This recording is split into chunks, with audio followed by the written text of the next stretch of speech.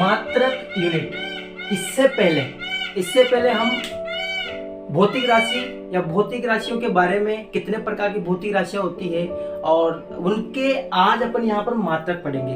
ठीक है, तो मात्रक क्या होता है कि किसी भी भौतिक राशि को मापने के लिए जिस चिन्ह या जिस मानक की आवश्यकता होती है उसको अपन क्या बोलेंगे, मात्रक बोलेंगे। ठीक है, तो आप इनके नोट्स भी बना सकते हो और इस चैनल के माध्यम से आपको फिजिक्स और केमिस्ट्री के बेसिक जो नोट्स हैं वो आपको इस चैनल के माध्यम से मिलेंगे और मैथ के क्वेश्चन भी यहाँ पर सोल्व कराए जाएंगे। ठीक है, तो मात्रक दो प्रकार के होते हैं, मात्रक, मूल मात्रक और व्युत्पन्न मात्रक।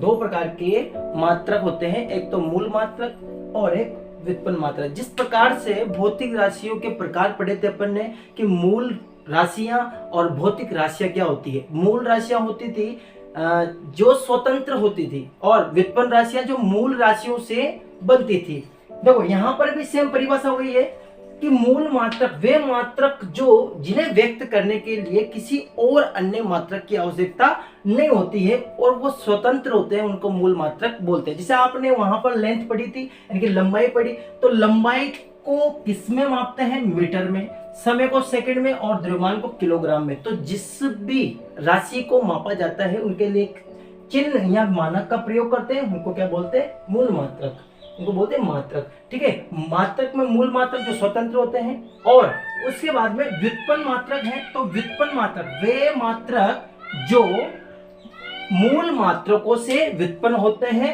उन्हें व्युत्पन्न मात्रक कहलाते हैं। जैसे मान लो न्यूटन मात्रक होता है बल का मात्रक होता है न्यूटन, और बल का जो फॉर्मूला होता है वो होता है द्रव्यमान इंटू त्वरण। तो द्रव्यमान इंटू त्वरण, द्रव्यमान का जो मात्रक होगा वो होगा किलोग्राम।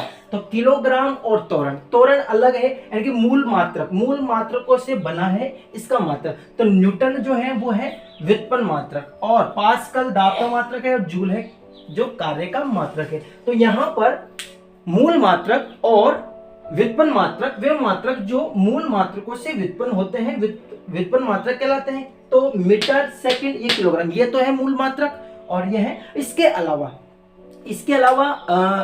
कोण का एक मात्रक होता है रेडियन और स्टेरेडियन होता है, उसको मैं बाद में बताऊंगा।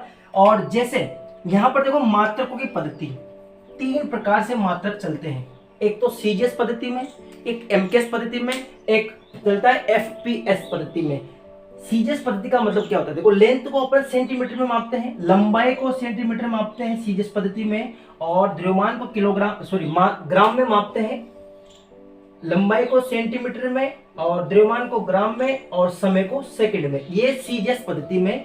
और जैसे एमकेएस पद्धति है तो एमकेएस पद्धति में मीटर में लंबाई को मापते हैं, किलोग्राम में द्रव्यमान को मापते हैं और सेकंड में समय को मापते हैं। ऐसे ही एफपीएस पद्धति है, जैसे लंबाई को फीट में मापते हैं कि फुट में, और द्रव्यमान को पाउंड में और समय को सेकंड में। यह है ब्रिटिश पद्धति और ये है फ्रेंच पद्धति, ये है ब्रिटिश पद्धति। तो कहने का मतलब ये है कि जैसे मूल राशियां हैं वैसे ही मूल मात्रक हैं और जैसे ही व्युत्पन्न राशियां हैं वैसे ही व्युत्पन्न मात्रक है। ठीक है, तो मात्रक का टॉपिक और मूल राशियों का टॉपिक ये कंप्लीट हो चुका है अपने, और इसका स्क्रीनशॉट ले लीजिए।